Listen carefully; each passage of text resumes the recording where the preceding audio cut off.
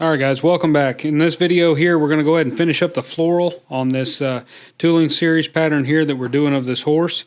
And we've got a little floral pattern set down in there. In the last video we did all the beveling and undercuts and all that kind of stuff and kind of got him blocked in, so he's out of the way for now. We're going to tool him last as far as doing all the detail work, so that'll be in the next video. Somebody asked on the last video, we're going to need any special tools, and I didn't think about that in the first video, so whoever that was that asked that, I'm glad you asked. So there is going to be a tool that I would suggest you get. This one here I got from Peter Main. But if you know Peter Main or are friends with him on Facebook, you may send him a message and see if he does sell these. If it wasn't very expensive, but they're really handy, but any kind of modeling tool will work. But I know they're really popular and I love mine, and it wasn't very expensive. Want to send him a message on Facebook, I'm sure he can direct you in the right path. Any other than that, you're going to need just some kind of modeling spoon. If you don't have one of these, any kind of modeling tool will work. We are going to do some work with pear shaders, and anything that I use this for, you can somewhat use any kind of little spoon or any kind of ball pointed modeling tool or something like that. You can also find a lot of times you can also find these sometimes at Hobby Lobby and stuff, but they are clay modeling tools, and these work really well too. The only thing that you need to do is really buff these off to a mirror finish, because they don't come, they're made for clay, so they don't really spend a lot of time getting these really smooth, but you want to be sure and do that. I did that to this one. This is the one I use for any of my feather work, and we will use that on the hair and stuff, and it's just a really sharp type of pointed clay modeling tool. I use that a lot, and I've buffed this off really good so it doesn't really scratch the leather surface, it just burnishes it. So any of those kind of modeling tools or shaping tools, figure carving tools, that's what you're going to end up using, but you can get by without it using pear shaders and stuff. It's just not quite as easy. So I'm glad somebody mentioned that. I don't remember who it was, and I apologize for that, but somebody had asked me that on YouTube if we were going to need any special tools when we did get to the horse. So heads up, yes, you'll need some modeling tools of some sort. Okay, so in this video, we're going to real quickly go ahead and wrap this floral up, the floral tooling up. So we're going to go ahead and do the backgrounding, and I'm going to use my number 45 Berry King backgrounders or Bargrounders, and we're going to start out with the number 5. They come in 3, 5, and 7, like we've talked about in the past, and so we're going to start with the number 5s, and we're going to go ahead and bar ground. If you haven't ever used a bar grounder before, you sure can use a matter in here. That's absolutely fine. You can also, if you want to use a bar grounder and haven't seen our video on bar grounding, you might want to go back and watch that. There'll be a link right here that you can go to and check that out, as well as in the description. So let's get started. We'll go ahead and start backgrounding. And you can kind of just start anywhere. And I got this cased up a little bit ago, and I let it kind of dry, and so I prefer to bar ground whenever it's on the drier side. And as you've probably noticed, I tool a lot on the drier side, but bar grounding especially, because if it's a little bit too wet, your bar grounding will turn to hamburger. So you want to be sure that you're not too wet whenever you do this.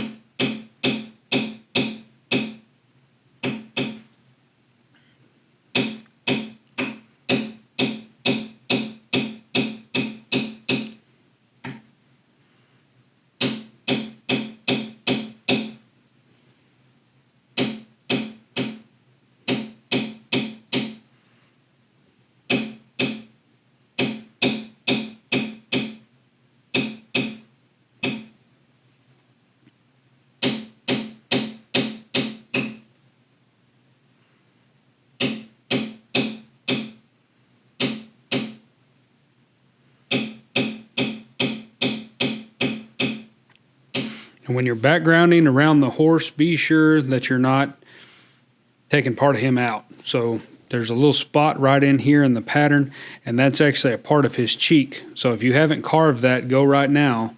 If you haven't carved this line right here, then go back right now and look at your pattern. and bevel that line right there, because that is actually this part of his cheek. So his face is not from here to here. It's actually wider than that. So part of his cheek comes down here, there. So this horse had a really wide cheek set on him, and he's really big. So want to be sure to not background down something that's supposed to be there. That's the biggest deal when you're figure carving, or you got figure carved stuff into your floral. You get so used to seeing the floral that you kind of disregard something that doesn't remind you of the floral pattern, and you can very easily, background off a dog's ear or a deer's antler or something if you've got figures in your floral tooling. So that's part of the trick of doing these. You've got to kind of pay attention to what's supposed to be there and what's not. Again, this little spot right here, that's actually the base of his ear. So be sure you don't come all the way to the forelock. There's actually a gap right there. So just look at your pattern. Be sure you carved it correctly. Go back to the PDF and kind of compare it to what you actually carved. So you got it all in there. I hate for you to get through it and figure out his ear just floats. It's not really attached to his head.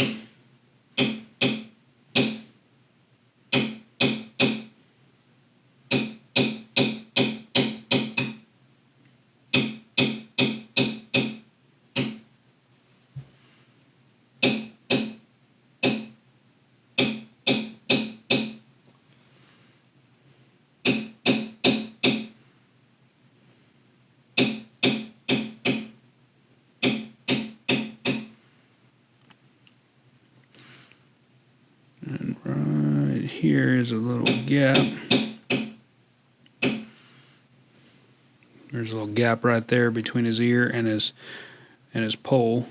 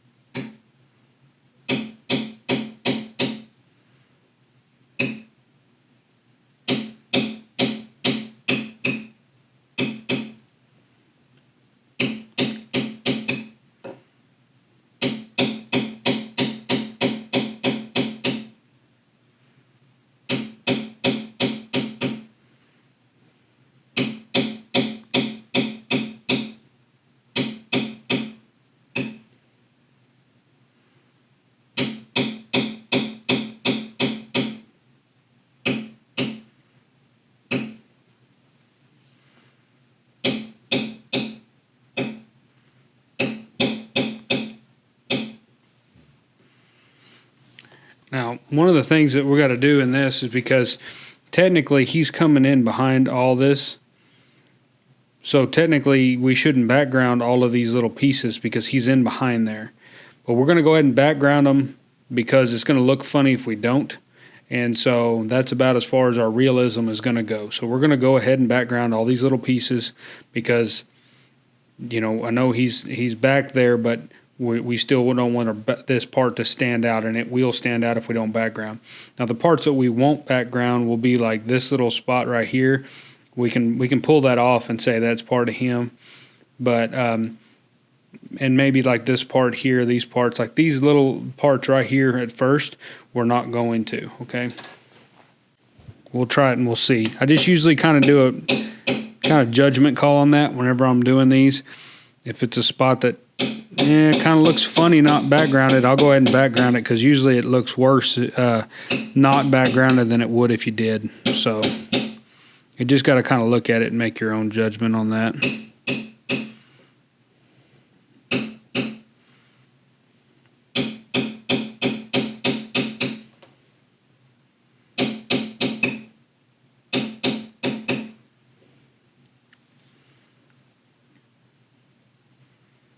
See, I can get by with that. I can leave those, and I think they'll be okay.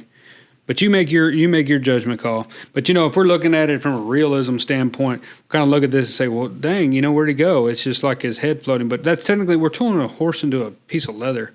I mean, we can only get so right here. So, you know, I mean, I'd rather see some background here just because it would stand out even more. And so now that's going to kind of blend in. But these ones right here close to him on his neck, yeah, we can leave those undone. I don't think that'll draw any attention.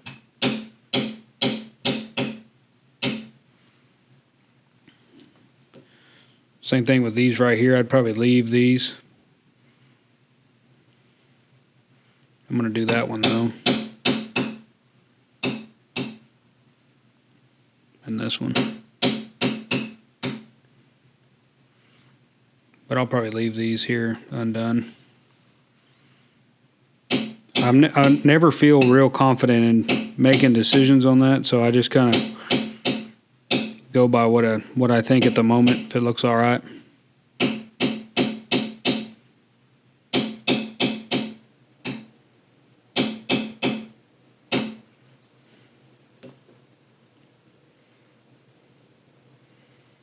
All right, so that's all the backgrounding. We were able to get all of it with the number 5, so we don't need to go to the number 3s.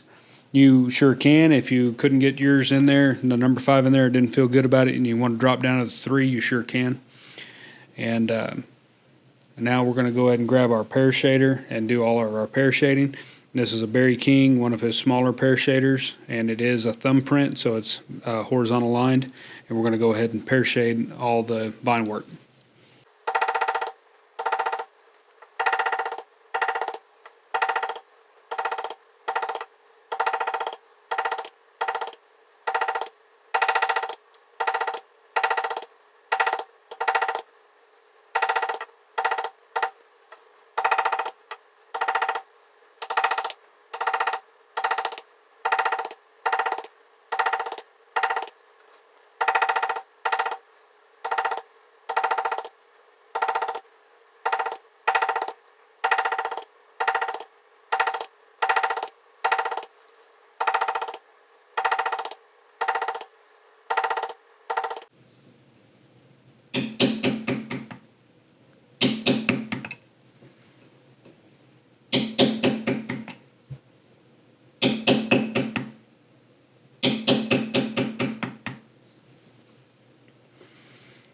Okay, so that's all the pear shading I'm going to do with the thumbprint or the horizontal line pear shader. Now I'm going to switch to my smooth one.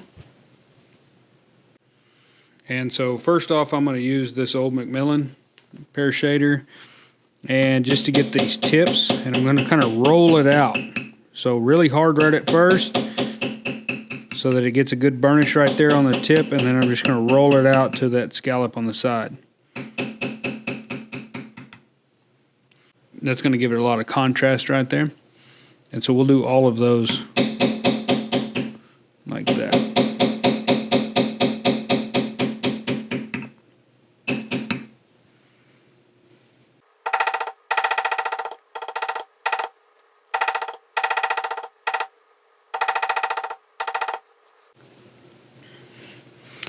So now, we'll try this one. This one's just a little craft tool. This one's craft tool number P, as in Paul, 367. I don't know. It was in a batch of junk I got, and I like it. It works pretty good. So we kind of drag that back, and then we're going to kind of shift and slide as we go across that so that it looks wider, and we get some good burnish down right there on that piece.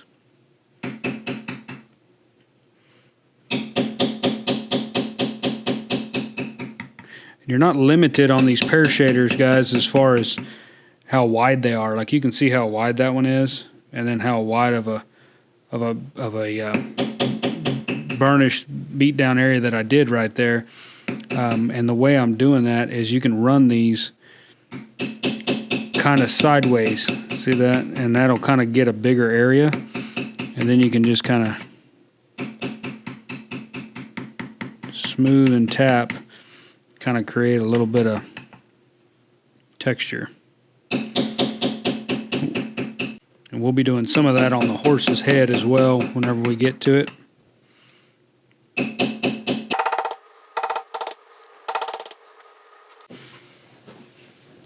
But to me, this is just a big, broad, delicate looking leaf, and so I want it to look real smooth.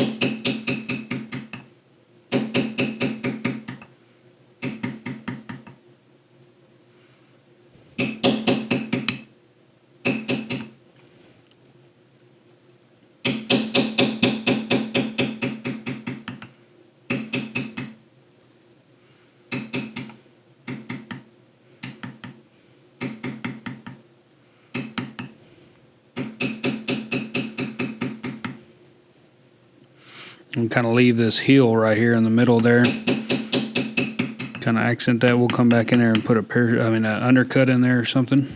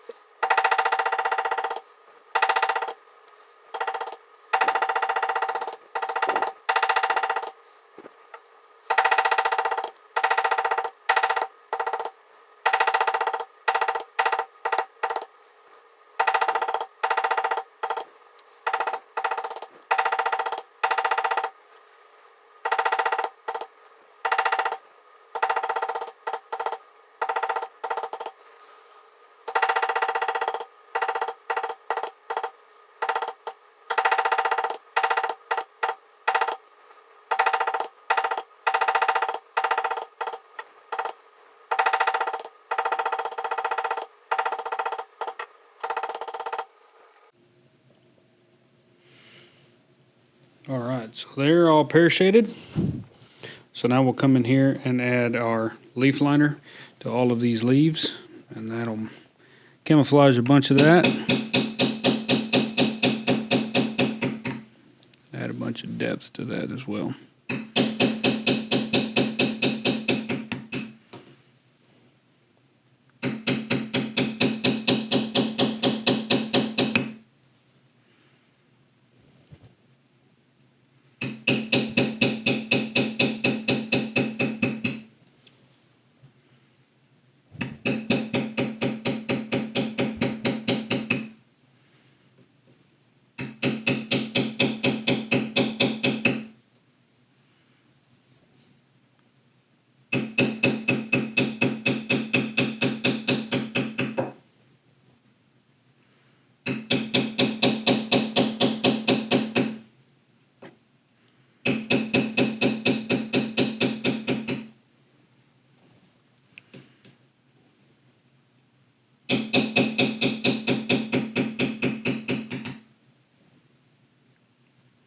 All right, so now we'll take our little seed burst tool, and I like to put them right there on the leaf. I do that on almost all my leaves.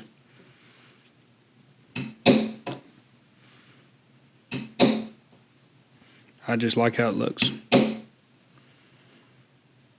All right, and now we'll come in here and grab our mule's foot, and we'll start adding those in. And you can remember from some of our other videos on the tooling series is I kind of add these kind of where there's a direction change or where stuff branches off and maybe there's an element there or something, but I want them to also look balanced, so I try not to go too crazy with them. I think you can overdo it with the mule's feet.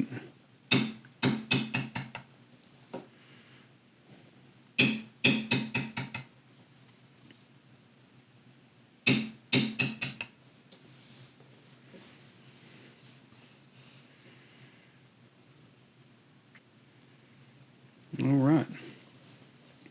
So now we'll just go back through and relift everything. First thing I'm going to do is I'm going to grab my small lifter, Berry King lifter, undercut, whatever you want to call it. And I'm going to go into all these and I'm going to add a nice little undercut right there in these tight spots of those leaves right there.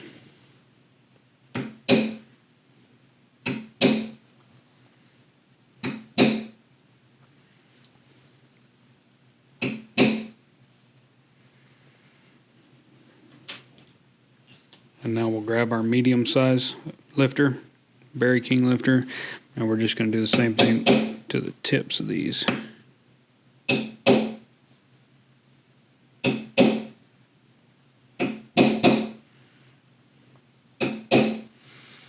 And then we'll go through and get all the vines wherever we can get those with this.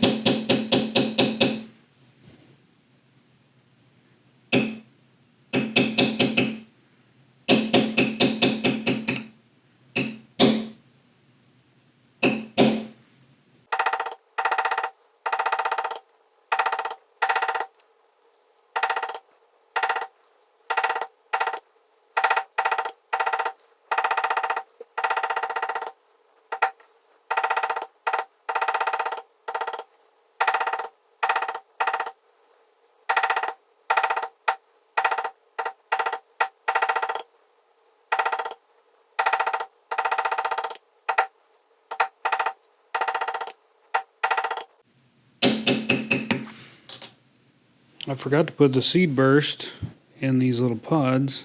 I don't know how many of these we have in here. No, that's why there's only one. Okay.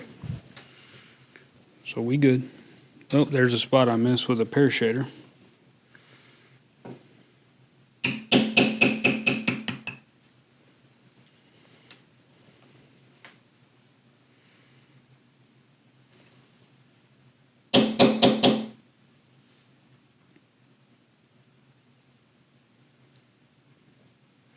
Alright, now we'll grab our large Berry King lifter and go through and catch all the rest of it that we can.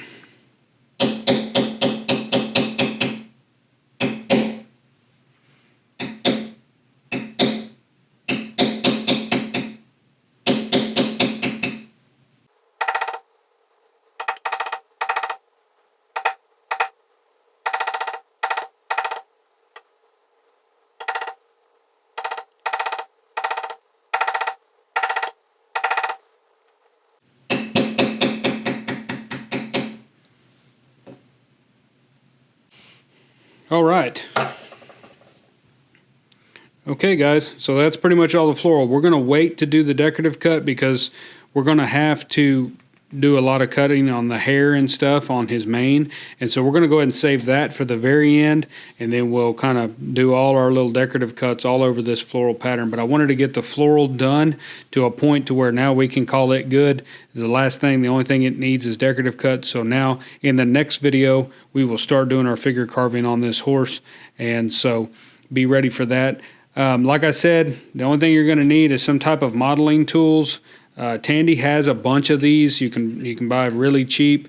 Not like this though. This one comes from Peter Main. So like I said, you can check that out if he's got any. And then these here are just sculptor's tools for modeling clay, and they came from, I think, Hobby Lobby or something like that. A lot of art supply stores will have some form of these, but be sure and buff them very, very well on a cloth buffing wheel so that they're really, really shiny and smooth and there's no burrs on it. But that's all we'll lack, and we'll focus on the horse on the next video. So I appreciate you guys. If you got any questions, let me know. Don't forget to get your copy of this free pattern. If this is the first time you've seen this is a tooling series video. So there's a free pattern available, and you can grab that with a link down in the description and just put your email address in, and we'll shoot that right over to you. And there's a couple other tooling series that we've done as well that are set up the same way. So feel free to grab that and catch up and be ready for the third video where we actually do the figure carving on the horse. So thank you all very much, and we'll see you in the next video.